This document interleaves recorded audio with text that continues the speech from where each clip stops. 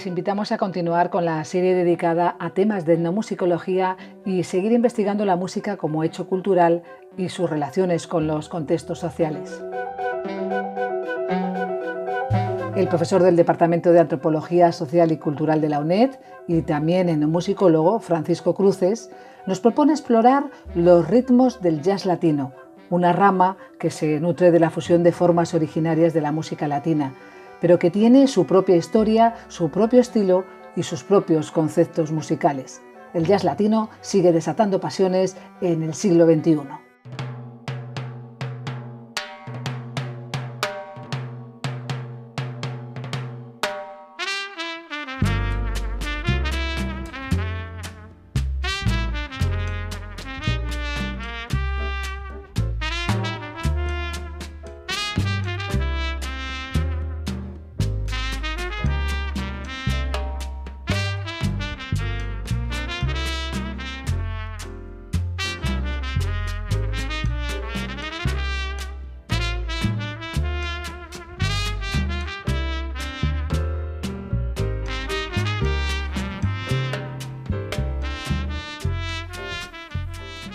Muy buenos días, Manuel Machado. Buenos días. ¿Cómo estás? Muy bien, encantado de estar aquí. Bueno, nos encanta tenerte en este programa de radioantropología. Nosotros solemos decir que la antropología es una ciencia hecha de muchos viajes y nos encanta tener a un músico como tú, Manuel, viajero. Pues la música es un arte viajera, no hay quien le ponga...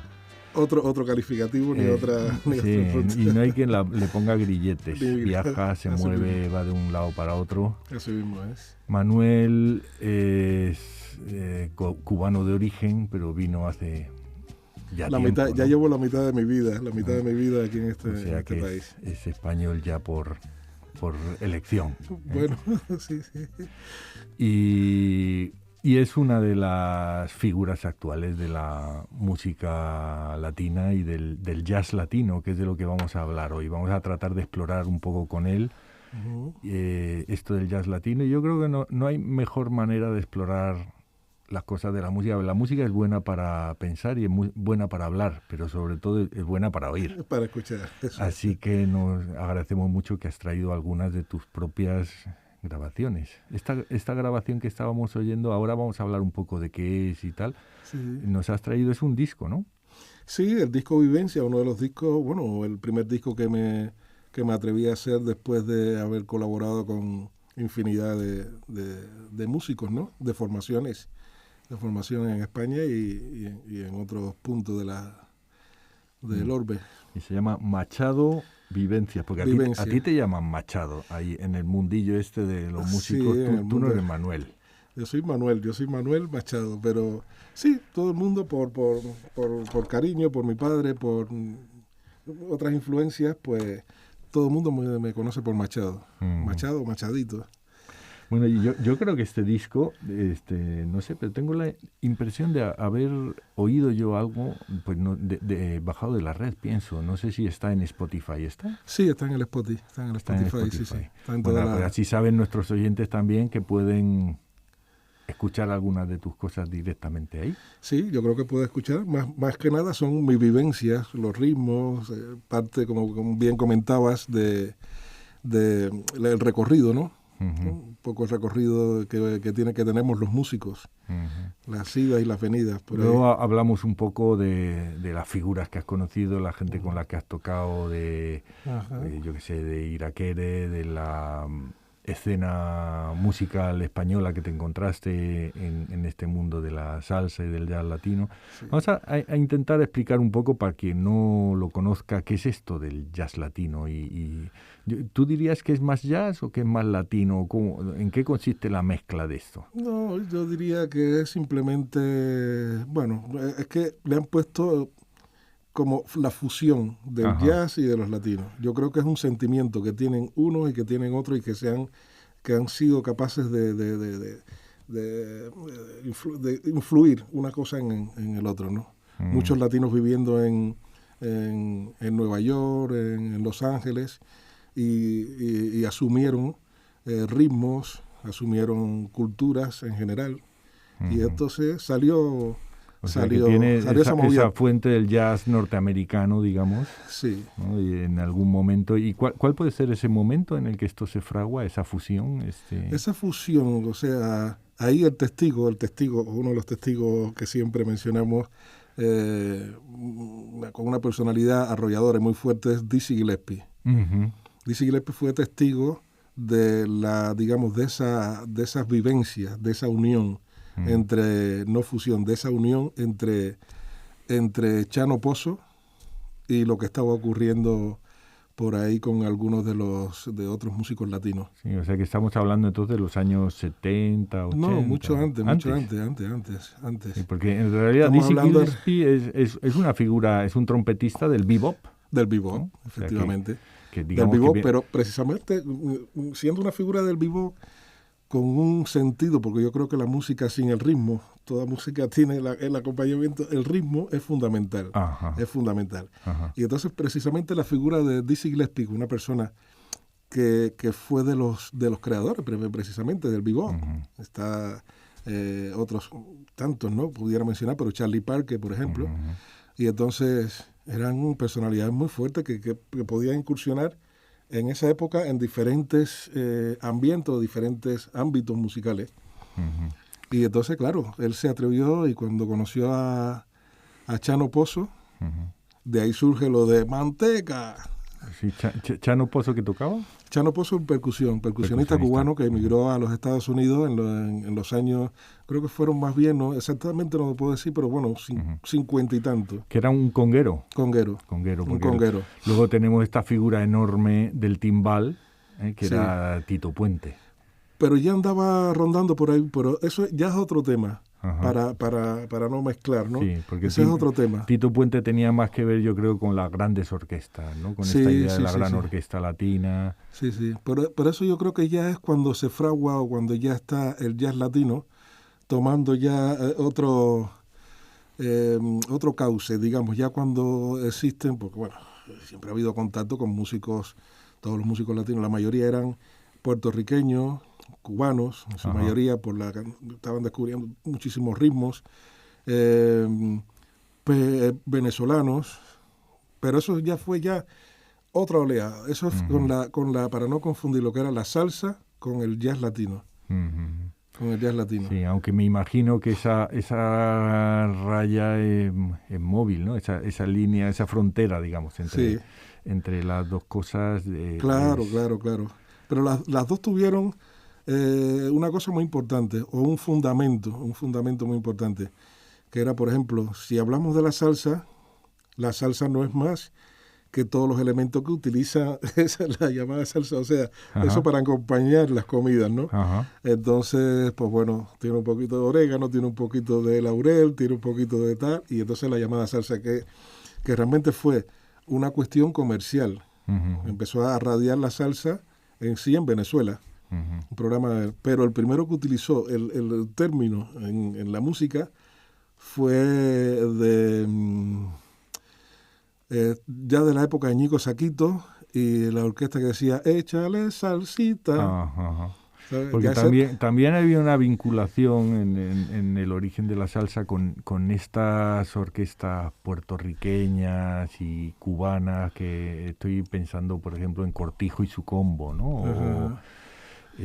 O en Ismael Rivera, que no llegaron a la salsa, pero lo que ellos hacían al principio pues eran otros ritmos más, digamos, ritmos del Caribe, ¿no? Como la plena o la bomba o el son, ¿no? Vamos a ver, hay que determinar, hay que plantear de que cada región del Caribe pues tiene sus ritmáticas propias, autóctonas. La plena es de Puerto Rico. Uh-huh. Digamos, la bachata es ahora, pero antiguamente era el merengue o todos los elementos que utilizaban en el merengue es dominicano. Uh-huh. Entonces, eso es la llamada salsa. Uh-huh. La salsa, todos los elementos se fueron utilizando poco a poco y yo creo que, ¿por qué no decirlo de esa manera? Hubo un cerebro, una persona que cogió todos esos elementos y lo empezó a encauzar. Ya habían figuras conocidas, porque Tito Puente, pero todo el mundo decía, se creó la polémica, decía, esto no es salsa, esto es son, porque la ritmática, claro, viene de todos esos elementos. Y realmente después se empezó a descubrir que realmente era el son, con ingredientes que lo fueron poniendo, entonces ya le llamaron salsa. Aunque tú has escogido un ritmo para empezar este programa que no es ninguno de esos, es una cosa mucho más cubana. Sí. Y bastante antigua, ¿no? Que es bastante danzón. antigua, como lo que estamos hablando, de todos los elementos, de todos los ritmos que surgieron en una época, en los años, bueno, del tiempo inmemorial, de los años 30, 40, había mucho, ya te digo, Ñigo Saquito, todas las letras esas, con mucha galantería, con mucho aporte, con mucha personalidad, y los ritmos, siguen existiendo muchísimos ritmos que en la actualidad se han ido uniendo y han ido dándole paso a, digamos, a otros elementos en la música. Muy bien, pues entonces vamos a seguir explorando ritmos contigo, Manuel. Estupendo.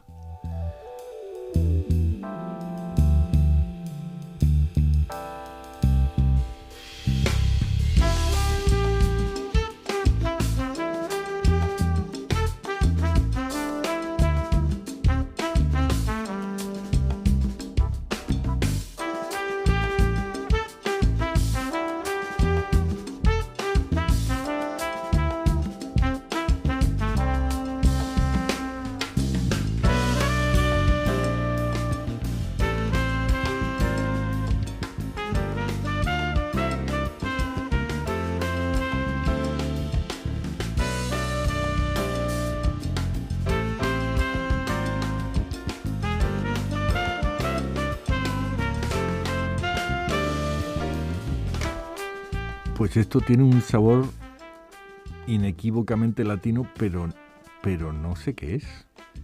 Bueno, pues este es un ritmo que es poco conocido, es un ritmo de verdad que muy poco conocido. Se llama el ritmo pilón. Pilón. El ritmo pilón. Y viene de la parte oriental, de la zona oriental de Cuba, en la que a alguien se le ocurrió, que era Enrique Borne, fijándose en los movimientos que realizaban las mujeres. Fíjate qué listo es, ¿eh? Uh-huh. El movimiento que hacían las mujeres con el pilón a la hora de, digamos, de moler el café, para moler el café. Y entonces, en ese ritmo que hacía, para con chat, ese era se basó en eso. Quien lo popularizó fue Pacho Alonso, un cantante. Uh-huh.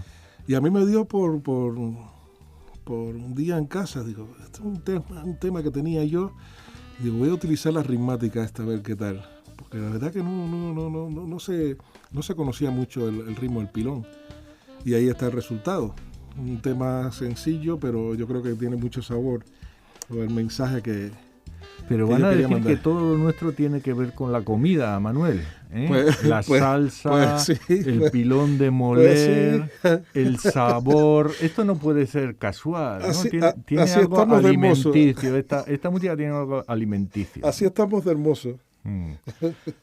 Sí, es curioso, ¿no? Que muchas de las metáforas que tenemos para hablar de la música vienen del cuerpo, ¿no? Entonces algunas tienen que ver con la actividad, por ejemplo, de caminar, ¿no? Cuando dicen camínalo, ¿no? Camina. Sí, que tiene que ver con ritmos del cuerpo, pero obviamente ahí hay una importancia también, ¿no? De lo que significa la culinaria como un lugar donde la gente también se encuentra y donde una cultura se conserva, ¿no? Sí, yo creo que sí, son muchos los puntos que siempre se utilizan. La música es una vía, diría yo, es una muy buena vía para expresar todas las cosas que nos rodean, todas las cosas que nos rodean. En la música, pues bueno, ya lo has dicho, te fijas cómo caminan las personas, utilizan los ritmos, la cuestión sonora, hasta los cubiertos cuando están comiendo, los cubiertos, todo. Lo plasmas en un escenario. La vida cotidiana al final es una cuestión de ritmo, ¿no? Yo creo que a mí me salió, redondo, me salió del alma un poquito, ¿por qué no decirlo? Lo de las vivencias, todo lo que me rodeaba, quise de una manera, y utilizando, aparte de los elementos musicales, también utilizando la músicos de diversos países. Y eso yo creo que, como la salsa o como cualquier otra cosa, yo creo que ahí está el resultado en este disco, ¿no? Por ejemplo, en mi disco Vivencias, ¿no? Uno es batería iraní, el bajista venezolano, el pianista que toca es italiano, y por supuesto gente de mi tierra que son cubanos, con los batá y con todos las percusiones, ¿no?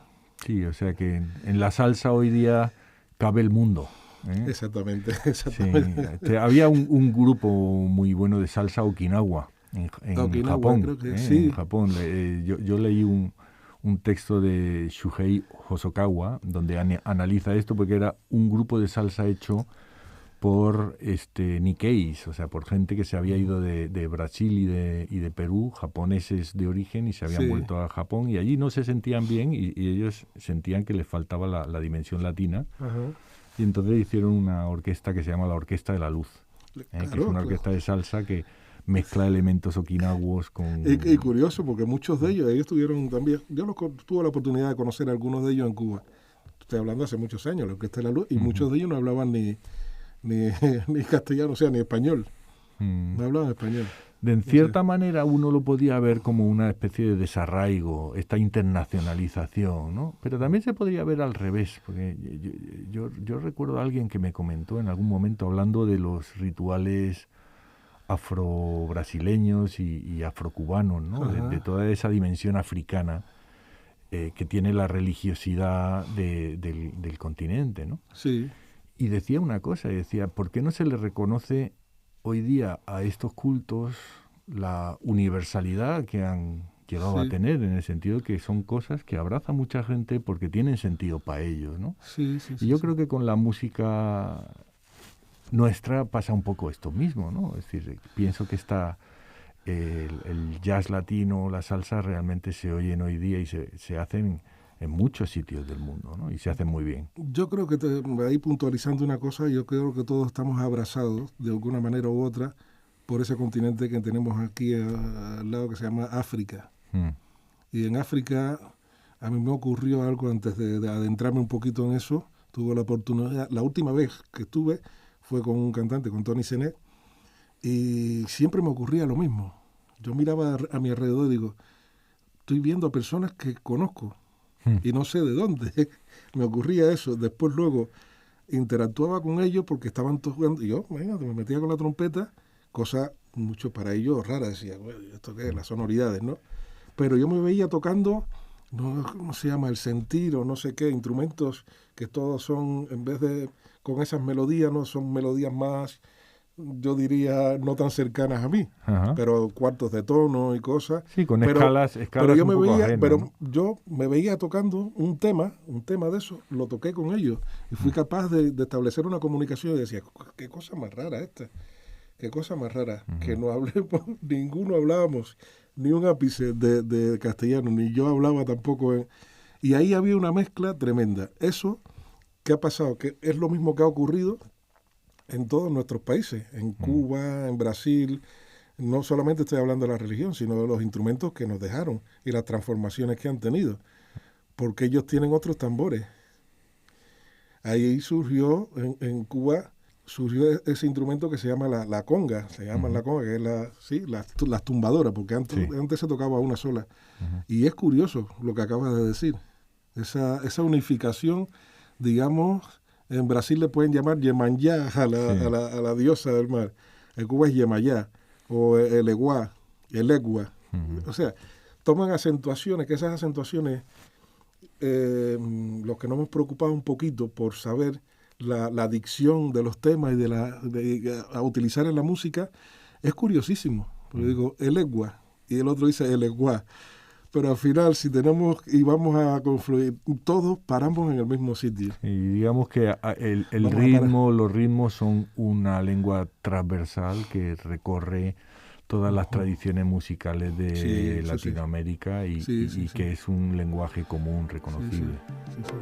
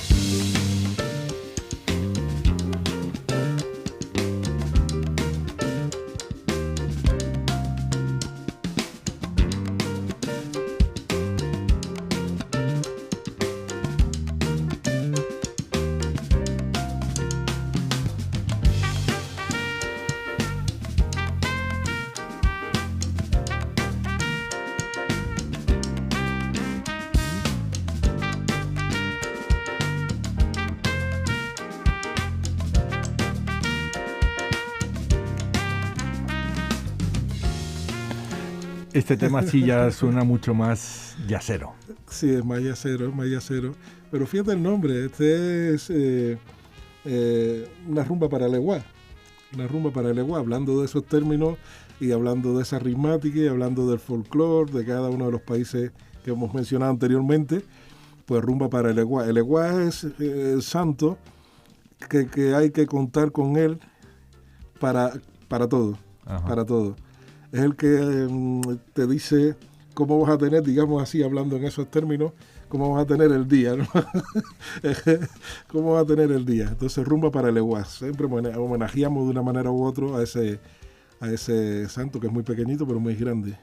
Más pequeño, pero más grande de todo, casi de todo el panteón yoruba. ¿Y la rumba es porque es una forma en particular, la rumba? ¿O es rumba en el sentido de una fiesta, un baile? Sí, es una fiesta, un baile también que duda cabe que obedece también a la ritmática. Es otro concepto, digamos, pero toda esa terminología viene, que duda cabe, también de España. ¿Sabes? La rumba con otro concepto. Sí, como un género de ida y vuelta. Exactamente, con otro concepto. Que conectaba el folclore claro. En realidad ibérico y del sur de España, ¿no? Con lo que ocurría en Cuba. Claro, cuando hablamos cuando decimos rumba en toda Latinoamérica, ya sabemos ya que es con una clave muy determinada, ¿no? Esa acentuación, esa es la rumba. Y a lo mejor me dicen rumba aquí y hacemos otra... Sí, que se oye sin oírse, ¿no? Que es la maravilla, que en realidad lo estás oyendo ahí. Hacemos otra acentuación, es otra acentuación y otros elementos. Aquí utilizamos el cajón, que el cajón se está utilizando ahora hace muy poquito aquí en el flamenco. Antes no existía el cajón es peruano. Sí, del puerto del Callao. Mira, el juego del jazz implica mucho sentido armónico, porque en realidad consiste en una rueda que presenta el tema. Sí. Y luego están todos los músicos del grupo al loro para ver cuándo les toca a ellos su solo, ¿no? Y entonces se van pasando, por así decirlo, esa vuelta, de modo que es lo mismo, pero distinto. Lo mismo, pero transformado una y otra vez, transformado, reelaborado por cada uno de los integrantes, de los músicos. ¿Ese juego sigue presente en esto que llamo jazz latino? Sí. Cada uno va mostrando su estado anímico. Cada instrumento va recreando cosas que ha vivido recién o en ese momento, la imaginación también que pueda tener, lo que le sugiere la melodía, lo que le sugiere el ambiente. Depende también mucho, eso hace mucho de los integrantes, ¿no? Como esté conformado, nunca, por ejemplo, a mí los temas míos nunca han sonado igual, no es lo mismo con el maestro Pepe Rivero, con Jesse, lo he tocado con músicos que son más jazzistas, pero lo he acomodado, nunca ha sonado igual. Nunca bueno. Y eso no dejo de decir que no es que sean ni mal ni bien, sino es diferente. O sea que la parte latina aquí lo que añade, digamos, es esa tradición rítmica.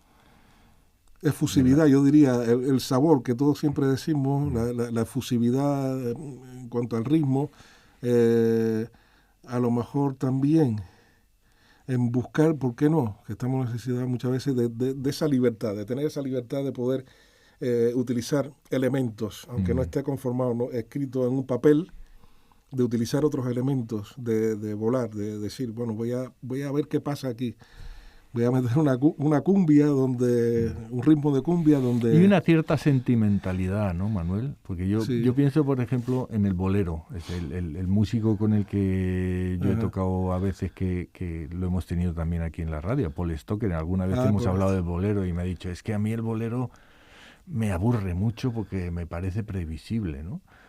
Yo creo que ningún músico latino pasa del bolero, ¿no? Justamente porque es previsible, ¿no? Pero hay también un cierto sentido, ¿no? Es